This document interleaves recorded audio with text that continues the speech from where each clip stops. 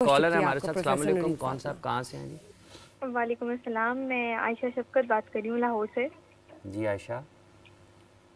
جی میں نے مفتی صاحب سے پوچھنا تھا کہ صدقہ اور خیرات کن لوگوں کو دینی چاہیے. ہمیں کیسے پتہ چلے گا کہ یہ فقیر جو ہے وہ پیشہ ور ہے یا ضرورت مند ہے یا اس کو ہمیں دینا چاہیے یا نہیں دینا چاہیے.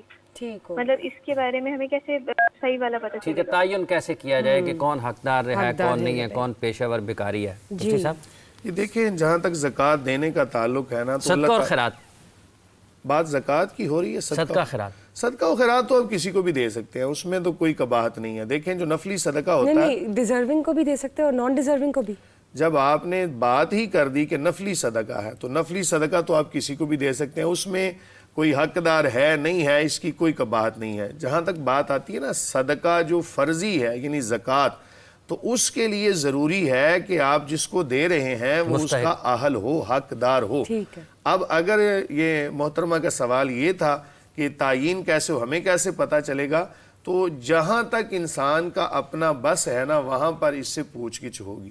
تو جب آپ نے اپنی طرف سے پوری تحقیق کی کہ کیا یہ بندہ حقدار ہے یا نہیں, تو آپ نے اپنی تحقیق کے مطابق یہ فیصلہ کیا, آپ کے ضمیر نے آپ کو اجازت دی اور آپ کو ظاہری جو معاملات ہیں وہ بھی نظر آ رہے ہیں کہ یہ بندہ حقدار ہے, آپ نے ادا کر دی, تو اللہ تعالیٰ کی بارگاہ میں کبھی امید ہے کہ آپ کی زکوٰۃ ادا ہو جائے گی. لیکن اگر آپ نے اپنی طرف سے کوشش ہی نہیں کی اور آپ نے ہر ایرے گہرے کو زکوٰۃ دے دی, تو آپ کا چونکہ اس میں وہ تحقیق والا عمل نہیں پایا گیا تو لہٰذا آپ کی زکوٰۃ ادا نہیں ہوگی. اس لیے تحقیق کریں, پتہ کریں کہ واقعتاً وہ بندہ مطلب جتنا زکوٰۃ کی ادائیگی ضروری ہے اتنا ہی اس کی تحقیق بھی ضروری ہے کہ آپ کی زکوٰۃ جو ہے وہ حقدار تک پہنچی ہے. صدقہ خیرات کی آپ نے بات کی, وہ کسی کو بھی دی جا سکتی ہے. بالکل دے سکتے ہیں. ان کا بنیادی طور پہ یہ مطلب تھا پوچھنے کا کہ اگر کوئی جیسے پیشہ ور ہیں, مطلب لوگ سڑک پہ کھڑے ہوتے ہیں نا جیسے ہم جاتے ہیں, پروفیشنل بیگرز ہوتے ہیں. میں تو یہ سمجھتا ہوں, میری اپنی رائے اس سے پہلے مختلف تھی لیکن صورتحال دیکھنے کے بعد میں نے اپنی رائے کو بھی تبدیل کیا. پہلے میرا نظریہ یہ تھا کہ جب اللہ تعالیٰ نے ہمیں عطا فرمایا ہے تو ہم بھی تو اس کے اہل نہیں, تو کئی چیزیں ایسی ہیں کہ جو ہمارے اندر نہیں. بنیادی فلسفہ یہی ہے. ہاں جی, تو بنیادی فلسفہ. لیکن جب میں نے اس کے بارے میں تحقیق کی, تھوڑا سا غور و فکر کیا کہ یہ مکمل ایک مافیا ہے اور یہ بطور کاروبار اس کو لوگ چلا رہے ہیں, تو یہ ایک طرح سے گناہ کے اندر معاونت کرنا ہے. تو قرآن کہتا ہے تعاونوا علی البر والتقوی ولا تعاونوا علی الاثم والعدوان, تو گناہ کے اندر معاونت ہونے کی وجہ سے اس کے بعد میں نے اپنے اس نظریے کو بھی چینج کیا کہ ہمیں پیشہ ور جو بیکاری ہیں ان کو نہیں دینا چاہیے تاکہ ان کی حد کی عزت ہو اور وہ کوئی کام کاج کریں. جب ہم کسی کو اس نہج پہ لگا دیتے ہیں نا کہ اس کو مانگنا, ہاں ایک تو بندہ واقعتاً ایسا ہے کہ جو جس کو دینا چاہیے اس کی اعضاء سلامت نہیں ہے. مجھے جیسے 60 70 75 برس کی ایک خاتون ضعیف اگر سڑک پر ملتی ہیں لیکن وہ پیشہ ور بھی ہیں, ان کے آگے پیچھے بھی کوئی نہیں ہے اور وہ اکیلی ہیں, تو ان کو دیکھ کر تو پھر آپ کے دل میں یہ سوال نہیں اٹھے گا کہ میں ان کی مدد کروں یا نہ کروں. اصل میں نا حضور نبی کریم صلی اللہ علیہ وآلہ وسلم کا وہ فرمانا کہ اوپر والا ہاتھ جو ہے نا وہ نیچے والے ہاتھ سے بہتر ہے, اور بغیر عذر شرعی جس بندے نے کسی کے سامنے دستے سوال دراز کیا تو اللہ تعالیٰ کی ناراضگی اس پر ہے, اور قیامت کے دن اللہ تعالیٰ اس پر نظر رحمت نہیں فرمائے گا. اس لیے مسئلے کی آگاہی کئی لوگوں کو نہیں ہوتی تو وہ ایسے ہی مانگنا شروع کر دیتے ہیں. جب ضرورت شدیدہ بن جائے, جہاں پر بھوک ہے, افلاس ہے, تو اتنی مقدار میں مانگنا سوال کرنا کسی کے لیے جائز ہوتا ہے.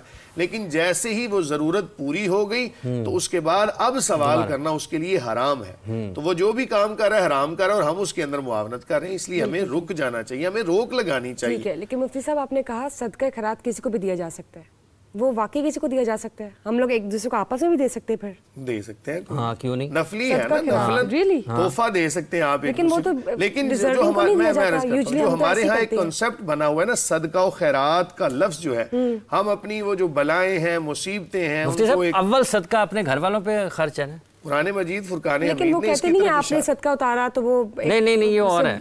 قرآن مجید فرقان حمید نے کہا نا یسألونک ماذا ینفقون قل ما انفقتم من خیر فللوالدین والاقربین والیتامی والمساکین. تو ابتدا اپنے گھر سے, نفلی صدقہ ہے نا, اس میں تو آپ کو اللہ تعالیٰ نے مجبور نہیں کیا کہ یہ آپ نے لازمی دینا ہے. ہاں آپ تحفہ کے طور پر, تو میں تو یہ سمجھتا ہوں کہ ہر بندے کو اپنے گھر سے ابتدا کرنی چاہیے. والدین سے, بیوی بچوں سے تحائف لے. بلکہ یہاں یہ کہنا مناسب ہوگا کہ آپ کے خاندان کے اندر وہ بچے کہ جو کوئی دینی تعلیم حاصل یا دنیاوی تعلیم بھی بڑے احسن طریقے سے حاصل کریں, نماز پڑھنے والے ہیں اور نیک بچے ہیں, تو ان پر خرچ کرنا چاہیے, ان کو تحائف دینے چاہیے. اور پھر یہاں پر ایک اور بات کہ وہ لوگ کہ جو کام کاج کر رہے ہیں, ریڈی لگائی, آپ دیکھتے ہیں ایک بابا جی ہیں, کوئی عمر 65 سال ہوگی, انہوں نے ریڈی لگائی ہے, کچھ چھوٹا سا انہوں نے اپنے سامنے سامان رکھا ہوا ہے, تو ان سے آپ مہنگے داموں خریدیں گے تو اس دینے والے جو اشارے پہ کھڑا ہے اس سے بہتر ہے کہ آپ کسی کے روزگار میں اس کی مدد کر دیں. ٹھیک ہے, مطلب کہ میں آپ کی اجازت سے میں ایڈ کرنا چاہوں گی, مفتی صاحب بھی اس کی تائید فرمائیں گے کہ صدقہ سادات کو نہیں دیا جا سکتا کیونکہ یہ مال کی میل ہے. زکوٰۃ سادات کو نہیں دی جا سکتی, زکوٰۃ صدقات واجبہ میں سے ہے, وہ نان مسلمز کو بھی نہیں دی جا سکتی. اور اس میں وہ اس ضمن میں سیدنا امام حسن علیہ السلام کا وہ معروف واقعہ ہے کہ عشر کی کھجوریں مسجد نبوی میں آئیں اور انہوں نے ایک کھجور اپنے منہ مبارک میں ڈالی, آپ صلی اللہ علیہ وسلم نے انگشت مبارکہ ڈال کے نکالی اور یہ ارشاد فرمایا کہ صدقہ سادات کے لیے نہیں ہے.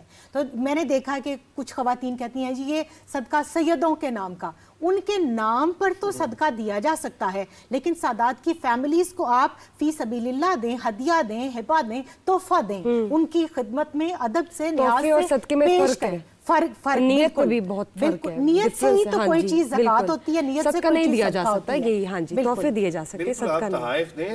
اور جہاں تک بات ہے نا زکوٰۃ کی, تو سادات کو بالکل زکوٰۃ کی رقم نہیں دی جا سکتی. کئی لوگوں نے تو کاروبار بنایا, اس کی روک ہونی چاہیے.